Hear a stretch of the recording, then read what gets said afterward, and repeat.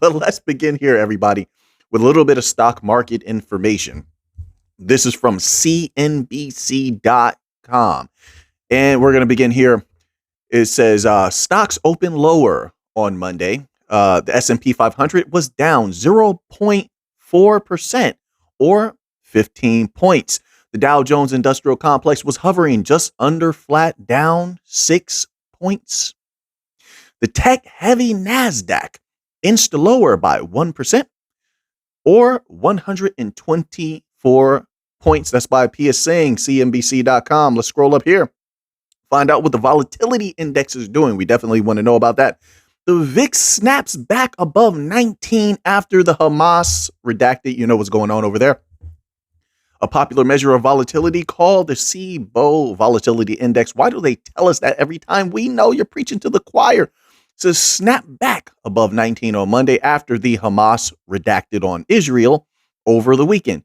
It was still below its long-term average of 20, a level that can signal higher levels of choppiness ahead. The VIX last jumped above 19 handle on Tuesday after rising Treasury yields spurred fears of a recession. Really, recession, not a depression. You look at everything that's going on, you still don't say it's a depression. Okay. It says fears of a recession in the Dow Jones Industrial Average notched its worst day since March. On Friday, however, it was back around 17 handle after a hot jobs report. We all know about that. Let's scroll up here, find out what else is going on here. So, a little bit about the Fed, our favorite, our favorite central bank entity, right? Fed's Lori Logan sees continued need for restrictive policy. You don't say, really? Dallas Federal Reserve President Lori Logan said Monday she expects a continued need for higher rates. I told you they were going to keep their foot on the gas, didn't I? They have no other choice, and this is just they're letting the people know what's coming, right? Though she's saying the quiet part out loud. Though she did not call for additional hikes, as she has in the past. In prepared remarks for a speech, Logan noted progress made against inflation and said, really? You really feel that way, honestly? Progress made against inflation, even though every once in a while it goes back up. Rising gas prices, rising food prices. Sorry about that. You negate that little bit of information when you're tabulating your data so that it looks a little bit better for the Fed, correct? And listen, I'm telling you, they're going to have to turn that money printer back on. They have no choice. They're going to do damage beyond what they're expecting. This is always the way that it goes. And then for some reason, something's going to occur and they're going to have to turn that money printer back on. Wait a minute. Universal basic income. They've been rolling that out. You didn't know about that, did you? They've been rolling out universal basic income. First, they tested it quietly on the West Coast. Look this up. I'm telling you facts. Then they tested it in middle America. Now they're testing it out on the East Coast in certain areas. But you don't hear about that, right? Shh. So wait a minute. If they're going to be giving away millions of dollars, they're doing that now, by the way, just handing it to people, and they're going to be scaling that up in the future. How does that not equate to them having to turn that money printer back on? You see where I'm going with this, folks? So it's a rinse and repeat cycle. It's cyclical. They print too much money. Then they feel like it causes inflation, of course, because people are going to play with that money. Then they have to raise interest rates and remove the money again. They cause the problem only to claim that they're going to solve it later. All right, let's continue on here. It says here, if yields have risen because of anticipation of higher policy rates, that might negate the need for the Fed to do more, she said. Quote, I expect that continued restrictive financial conditions will be necessary to restore price stability in a sustainable and timely way. Unquote, she said. Quote, in my view, high inflation remains the most important risk. We cannot allow it to become entrenched or reignite. You're already in stagflation. How long has this inflation been here? Which you caused, by the way. This is stagflation. Now, what you're looking at is you're looking at a deflationary environment. So many people are getting laid off, jobs being lost left and right. You have a tsunami of bankruptcies going on. all the different banks are closing branches, and we know really why. They're going to say it's because the customers are changing what they desire, but we know that there's new capital requirements. They have low liquidity levels. They're sitting on a lot of commercial real estate that's going to come down on them like a great hammer.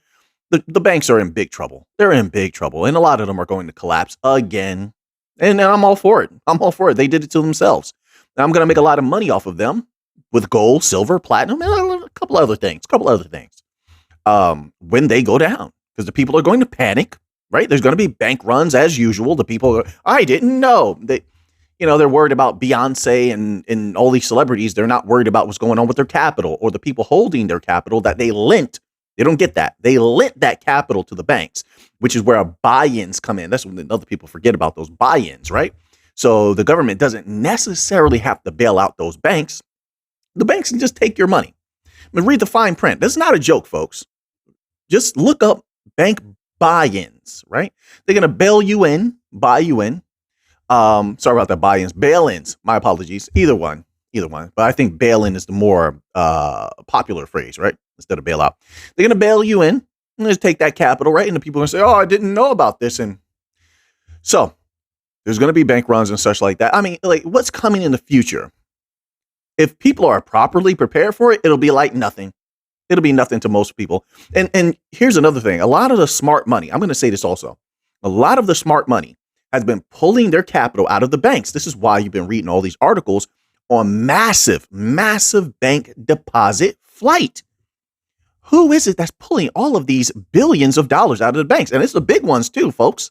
JP Morgan, massive deposit flight from the biggest trash talkers on the planet. JP Morgan constantly braggadocious and talking trash about all these non-banking financial institutions while they're having massive problems. Did you just see that they got fined? Did you see that? JP Morgan, a lot of other banks, not just them, a lot of other banks got fined. That article came out today because they weren't reporting certain transactions. So, I mean, but these banks have so many problems. They're not exactly who I'm going to trust with the bulk of my capital. Are they a necessary thing to deal with? Yes. For certain things, yes. To a minor degree, I'm going to deal with them. Very, very minor degree. But to trust them, absolutely not. Not with generational wealth. No, I'm not going to trust them with that. Not going to happen. So I have so many thoughts on the Fed. Oh, I love to talk about them. They give me so much content coming out of the Fed.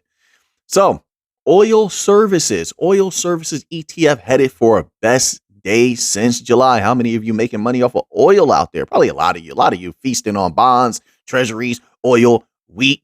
I mean, you are some money making people out there. I'll tell you right now. I like it. You're my kind of people, making money at every turn. Yeah, that's right. Making money off gold, platinum, all this stuff, right? I saw Palladium was down today. Did you see that? Palladium was down a little bit.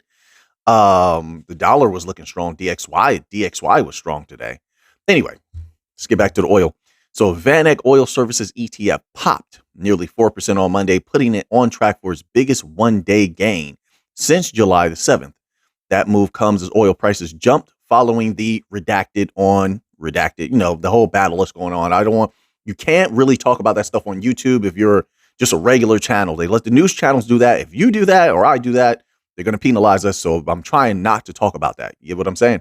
All right. So now we're going to move on to mortgages. We all know mortgage. Everything's okay. It's a soft landing. There's no problems going on. That couldn't possibly. Everybody can buy a home, an apartment. No, they can't. Oh my word. They tell the people all of these lies. This is from bizjournals.com. And it is titled Mortgage Rates. Get this. U.S. mortgage rates surge again to generational high mark. I told you folks, these people can't afford apartments too much. They can't afford homes anymore. We're getting to some very, very dire years. It says here, the 30-year fixed mortgage rate averaged 7.49% for the week ending October 5th, up from 7.31% last week. My word. I tell you what, man, like I said, Prepare. I know you folks are prepared, but there's a lot of people out there, maybe from some friends of yours, family members, and such like that. They need to know to tighten up their belts a little bit, prepare for what's to come. I think price wise, everything's going to continue to be a little bit out of hand, especially now there's more battling going on in the world. Um, I see things getting a little bit worse than before they get better, but are they survivable? Sure. Can you thrive through it? Yes, with the right moves and planning. Be meticulous, and it's not advice, not financial advice. I'm just speaking my mind. That's all. Okay, I'm not a financial advisor. I have to say that. But with meticulous planning, being careful, not being excessive, being quite balanced in all possible ways financially, and treating your capital like you work for it, treating it like it has a true value, and not just blowing it. Time changes, things change, and so we must adjust with the changing of the times. So I said this before. So maybe you can't buy that $100,000 new car that you wanted. You save that money. You save that money. Maybe in the future you can do that. Maybe you can't take 5 vacations this year. Maybe you just take 2 vacations this year. So I mean, look, I don't know the adjustments that people would need to make, but I'm just saying this is definitely a survivable, thrivable situation.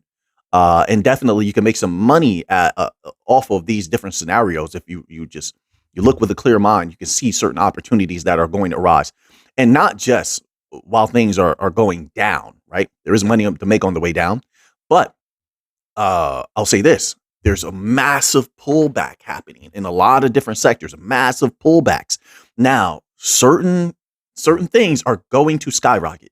I'm just going to put it that way. And once again, not financial advice, but certain things are going to go back up. If you understand what's happening in the world, certain scenarios that are going on, you see where everything averaged before, certain things averaged before, you can see where the wins are going to happen. It's just a matter of time, right? I mean, but I think you know that already. So now that you have that information, what are you going to do with it? I know what I'm going to do with it. So until next time, folks, let's get to the money.